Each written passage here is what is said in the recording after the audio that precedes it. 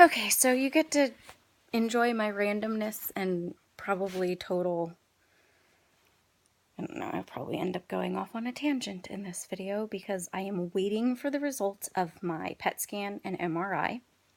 So I don't, unfortunately, really have a ton of news for you, except for the fact that if you get a PET scan with contrast, you will be radioactive for like 24 hours. And you can't like be near your kids or hug your kids or because you're radioactive. And they give you this radioactive injection in like a barrel, like a freaking thick ass metal barrel to hold the syringe so that whoever's giving you the injection doesn't come in contact with the radioactiveness. Almost like you're gonna, like, I was thinking maybe I would walk out of there with superpowers. You know, because I'm being injected with something, I don't know, it's from some superhero lab that you accidentally come in contact with, and then all of a sudden you, like, can shoot webs or, I don't know, see through walls or something. I did not get any superpowers, just radioactive dye in my arm and a PET scan to see if I have more cancer. Maybe it gave me cancer. I don't know. I'm like, if I didn't have cancer already, it sure as shit gave me more. So that was to see if I had more cancer in my body than I already do. Waiting on the results. Talk about a big, like, mind fuck going on there. And then I had to go for an MRI yesterday to see if there was any cancer missed between the two, or between the PET scan, the mammogram, and the two ultrasounds that I had. And that MRI machine is so loud. I mean, so loud, like deafening loud. Yeah. And I don't, my anxiety is really, really high, like abnormally high. So I am now taking more Xanax than I normally would take because I don't know how much cancer is in my body, and the cancer that is, like, we already know of has been growing for well over a year. That is a very scary thing to think about. And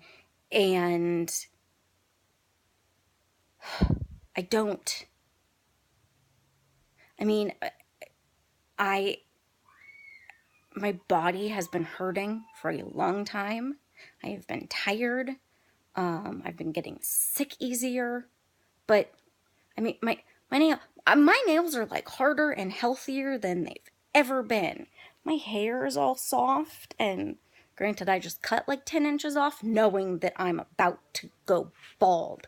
I figured it might be easier to lose it if there was less of it to lose. Also, it is easier to lay in a hospital bed after surgery with less of it. So I chopped it off, knowing I have cancer and I'm going to be going through chemo. I finally started to feel better after my 6-day stay in the hospital for my freakish infection and like my 20 days on antibiotics. I started to feel better, and I did not expect to have cancer found. But then at the same time, had I not had the infection and had to follow up with a mammogram, and then of course my my mom having breast cancer twice and knowing that that was a possibility, then just freakishly feeling my boobs constantly, until my mammogram, and then feeling something abnormal and making sure that when I had my mammogram, I told them about it, and making sure that when they did the mammogram and the ultrasound that, they checked over where I felt the lump and they saw it. And of course, we live in this small town. They didn't do a biopsy that day. So I called my mom, and my mom got me into her doctor within a day or two. And so we made our 3-hour trek down there and got in, and she did the ultrasound and the biopsy right away. And, I got my results pretty quick. Just not the results I expected. I mean, I kind of did, but at the same time, didn't. My mom was 48 when she was diagnosed the first time, and I just turned 37. I honestly thought I had time to have a mastectomy before I had cancer, and I didn't. Cancer hits earlier and earlier. The plastic surgeon that I have chosen to do my reconstruction, they have two 26-year-olds with breast cancer. So you're never too young to have breast cancer, ever. It can hit in your 20s and your 30s and your 40s and your 70s, like my mom, who just had it for the second time. So it doesn't matter how old you are. And there is a lot of then testing that you have to do and waiting, and then you're just sitting there waiting with cancer in you, and you know that you have cancer, and you have to wait before you can have it removed and start chemo. And that is extremely anxiety inducing and depressing and exhausting. It affects the entire family. It is expensive. Not all insurances will approve a PET scan. Not all insurances will approve even a double mastectomy. Sometimes they will only allow you to have a mastectomy, to remove the one breast where you have cancer. And then you have to pay to remove the other breast so that it's even, if that's your choice. Genetic testing is extremely expensive. Not all insurances will cover it. You have to have a family history. Chemo, ridiculously expensive. You're not 100% covered all the time. And then not only with the chemo, then you have immune boosters that you will get along with your chemo. So you get chemo, say, once a week, and then you go either one day, that week after, or you go every single day. You go one day a week, and then 4 days for immune system boosters, for shots. And not only is it exhausting the amount of times you have to go and have things done, but insurance doesn't always cover the immune boosters, and those are hundreds of dollars, hundreds and hundreds and hundreds of dollars. So it's expensive, it's exhausting, and it's this emotional roller coaster where some days are good, some days are bad, Sometimes you wake up and you feel like, I can handle this and I'm going to be okay. And I've got, my special blankie to bring with me, and I've got a coloring book, and, I've got music to listen to, and I can handle this. And some days, or halfway through the day, you want to curl up in bed and you can't handle it. And it hits you, and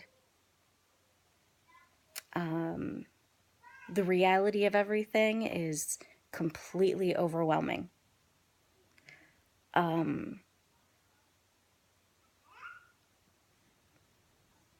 So whether you're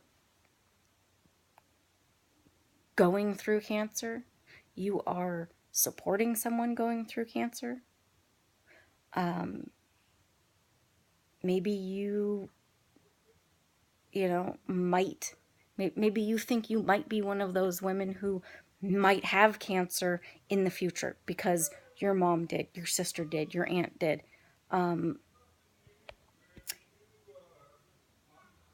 Don't wait. Like, make sure that you are getting your mammograms, and make sure that you get an ultrasound along with it, an MRI with it.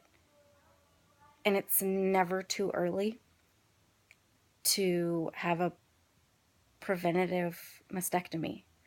As much as people want to talk you out of it and say you're crazy, why would you want to do that?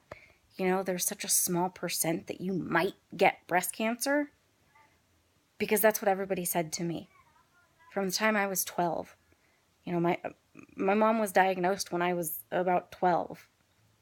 And I've been going around my entire life telling people, I don't need I do not need my real ones. They can go along with the nipples, because I don't want breast cancer. And everybody's response has always been, but maybe you won't get it. Why would you want to, have a mastectomy if you didn't need one? Your chances are so small. Well, guess what? Being BRCA1 positive, my chances are over 80% to get breast cancer. Over 80%. So when you look at it that way, absolutely. And for anyone's sanity, don't let anybody talk you out of what you know in your heart that you need to do.